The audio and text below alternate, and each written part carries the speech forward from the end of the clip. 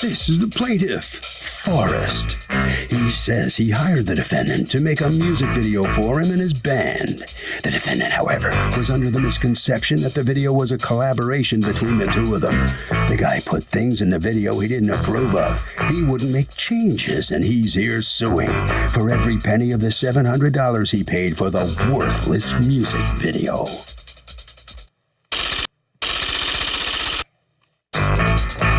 This is the defendant, Rami. He says he and the plaintiff have collaborated on a few projects in the past, and the video in question today was no different. In fact, they were both invested in it artistically and financially. He thinks the video came out great, thinks the judge will agree, and thinks he will not have to refund any money because he was technically never even hired. He's accused of taking control.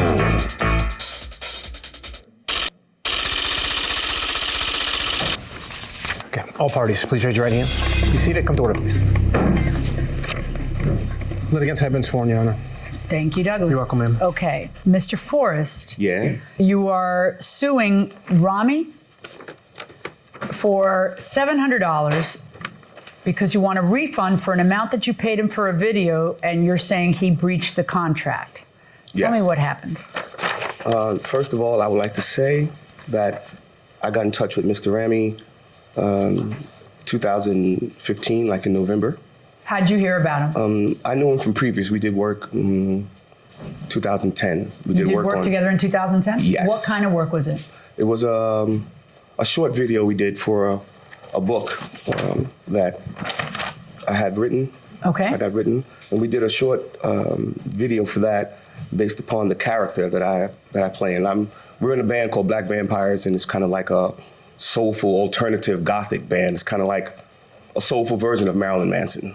Okay. So what he's not in it with you. He's not in it. No. Okay. Right. All right. But he liked what we did, and so he's seen us play a couple of times, and we did a video together. Okay, and that went well. That was for in 2010. Okay. So that went well. We did it in Douglaston. But this thing right here, what happened was I had an idea that, because it's good to put out music either in the spring or in the fall, and what I wanted to do was come out with a CD, which we did, and come out with a video, which he was supposed to provide us with at the certain time, which was May 5th, right? We were supposed to have a video. So is that this year or last year? That's this year, right? Because when I found him, because Rami, he was gone, he was different places, different parts of the country or whatever. So when we got together, he said, well, let's link up after the new year. So when the new year came in and we linked up, that's when I told him about the idea that I had to release a video and to release a CD at the same time. All right, so you hire him to do that, and the agreement is that you're going to pay him how much? Right, $1,000. All right, and but do you have an agreement in writing with each other? No, it was verbal. Right. According but we have to a lot of writing. What, if anything, did you tell him you wanted in that video? We wanted a video that we have a single called Eric Garner about the guy who got chokehold in Staten Island. Yes. And we wanted a video, but this video couldn't have been. We didn't want it to be normal. We wanted it to be maybe like Tim Burton did it, a little dark, but it couldn't be normal. It couldn't be like the typical We Shall Overcome or street riots. It had to be something different. And what happened was I said, well, did you tell him what? Go ahead, I'm sorry. I told Rami that. But I also had an idea that when I brought to him, which was the way the chess pieces move on the chessboard and the way the planets move. And I wanted to do something with that ideology. But I also told him, I said, Rami, listen, because every artist that works with me, the female who took the cover, right, the photograph for this cover, or the author who helped me put this book together, or the engineer who helped me put the music together, the producer, I got letters from all of them. I gave them the same idea, the same thing that I told Rami. Which is all these people, they helped us put this together. They had a certain budget. We paid the budget. They worked for us. They worked for Black Vampires. None of them said that, oh, I took this picture, but it's mine. I did this book, but it's mine. It's all Black Vampires. What Rami is trying to say to me is that the video that he did was his video. Okay, well, you're getting ahead of yourself. Video. So you agree to pay him $1,000, and according to you, we paid him $700 down payment. You paid him $700, and then you're going to pay him another $300 later. Right. Okay, and according to you, the deal is that you have to approve it. That it has to be to your satisfaction. Absolutely. All right.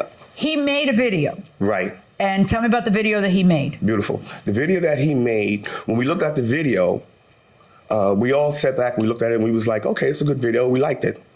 But in the video, 2.5 weeks prior to that, I asked him, I said, I wanted him to put this reference of Charlie Hebdo in the video, this reference. Okay, and you were referring to? He said that he would. You are referring to what event in France? Go ahead. Right. The event in France where the guy wrote the cartoon character of Muhammad, where the people came in and murdered the people. And 12 people were murdered in the newspaper. I wanted him to actually put that inside of the video subliminally and pull it back out. That's all he had to do. I just wanted it to come on the screen and go out of the screen. Just that simple. Okay. In editing, right? And what happened was, he said he would do it, no problem. When he showed us the video and we looked at it, everybody's like, okay, it's good.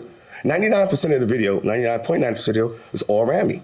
The only thing that's in the video was ours. What do you mean by all Rami? It was all his idea. He took his own ideas and put it in the video. He put a lot of voodoo in there, a lot of Shango, because he's into that. He's a lot of into like a lot of black art. So he threw a lot of black arts thing inside of the video, which to us was a little bit too Tim Burton-ish, but still in yet, but still in yet, we are black vampires.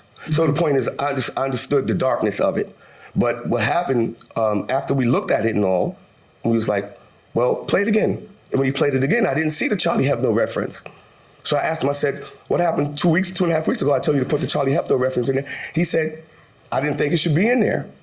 And I said, this is our video. We don't care what you think. We hired you to do this for us. Okay. We are the clients. Right. He said, no, we're collaborators. We're not collaborators. Nobody that works with us was collaborator. Everybody's working to do one thing. I have a letter So from is this all about that sign not being in the video? Absolutely. Because let me hear from you. What's going on? Forrest came to me in around January. We had worked together before on, projects. He is in a band called Black Vampires. We befriended each other, and I supported him in his creative efforts to manifest that band. I recorded some of their live performances, and we did a short film together, which was successful. We were both very happy with that and our collaboration and our friendship that ensued. So he comes to me in January talking about this video idea. And so we exchanged ideas. And, he respected what I did in the past as an artist. And so it was never like a one-way street, like where, okay, you got to do this or we got to do that. We exchanged ideas. And so in the spirit of creative collaboration, we were exchanging these ideas and we were pretty much on the same page, except for this Charlie Hebdo reference, which was so out of context to what the song and the narrative of the video is about. So I was like, it doesn't make any sense to put it in there. If anything, it's like it would be an insult to put it in there, it'd be to your detriment to put it in there. So that was my wisdom of advice to him to not put that in there. So we fought over it.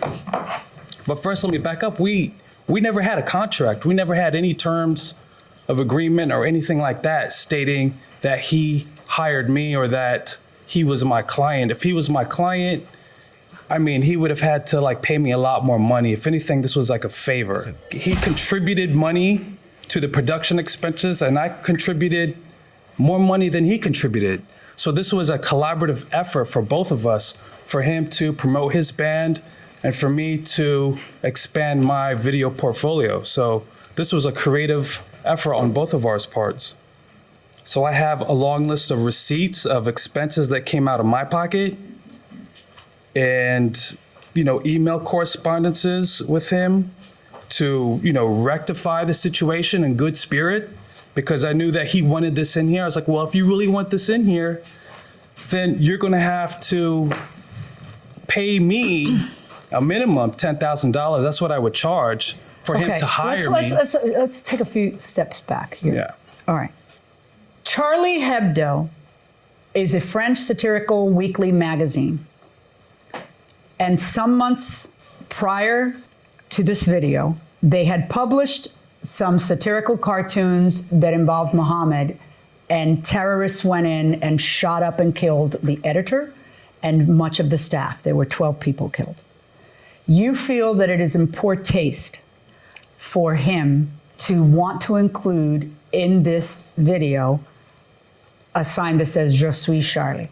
Now, that phrase is what the French all over France and many other countries were doing to show solidarity with free speech.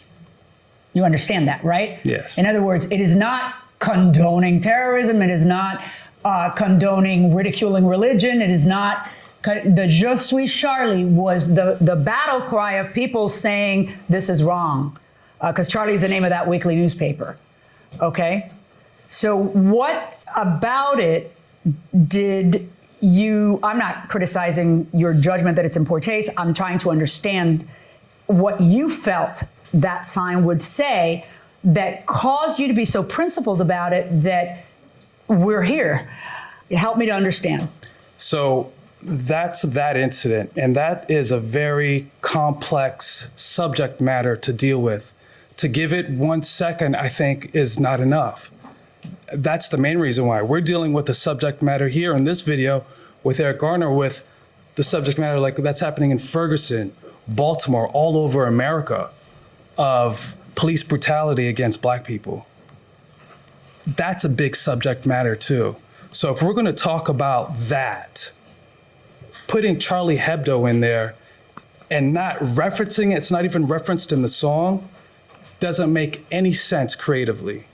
So you and I know that it's a cry for free speech, but we have to support the imagery that we put into the video with more context. It was way out of context to what the video was. Just out of curiosity, because you're both very creative, intelligent people, I want to hear what your response is to what he just said.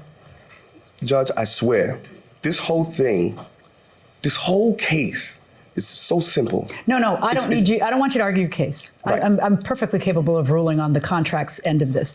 What I want you to do is exactly what I asked, which was, what say you to what he just said, just from a creative standpoint? A creative standpoint is this.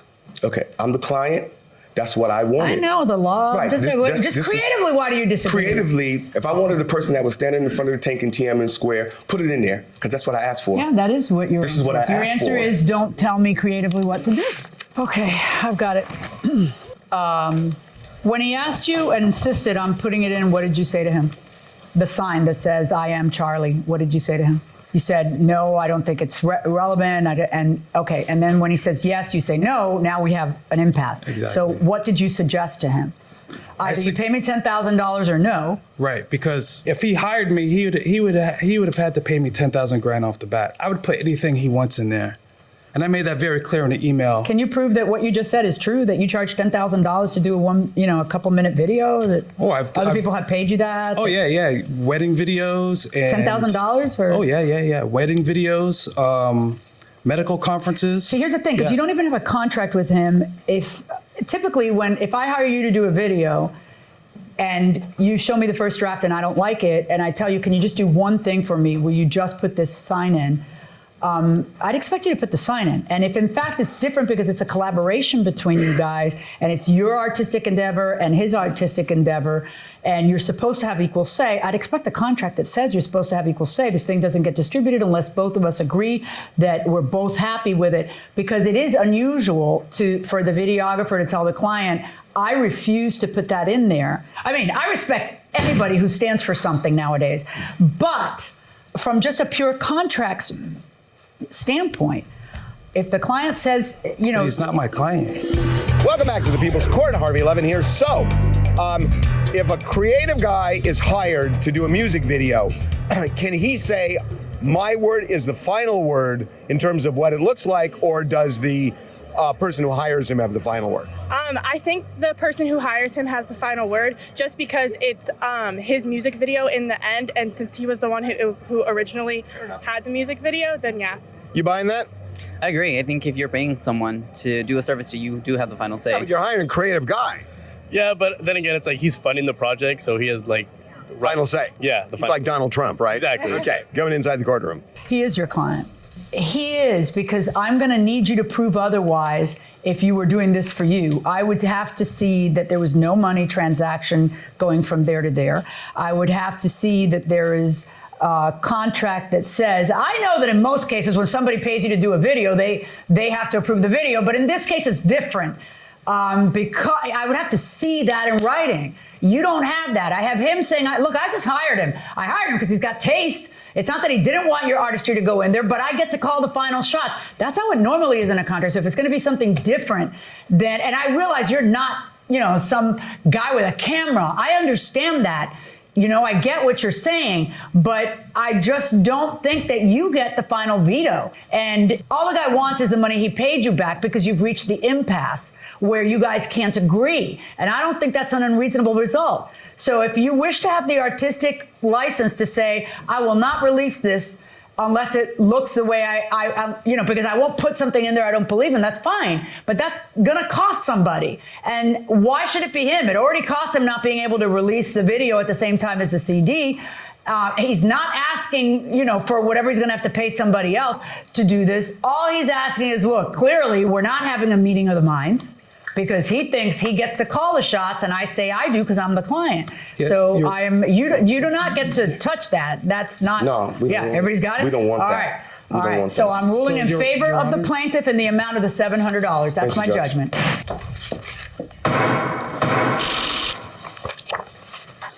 So the defendant comes out here, the money's gone back over to the plaintiff. What's your reaction to the ruling here? Well, very disappointed because there's a lot more evidence that wasn't showed that says that him actually saying that I'm the director and he's just saying it. He gave me creative control over the video. So what are you going to do with the video? Well, I feel like this project is bigger than both of us. Mm-hmm. And this is a strange predicament to even be in. Yep. All right, around the corner this way. All right, so come on out here. The lead singer of the Black Vampires. I am. All right, step right in next to me here.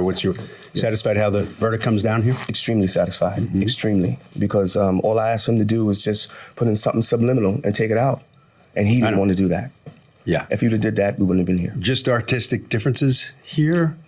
Yes and no. It was just, he was just stubborn with something very simple. All right, okay. Thank you very much. Harvey. I mean, look, the key here is if the relationship isn't the way it appears on its face, which is employer-employee, you better put that in the contract. And that will do it for this case. Litigants for the next case on the way into the courtroom right now.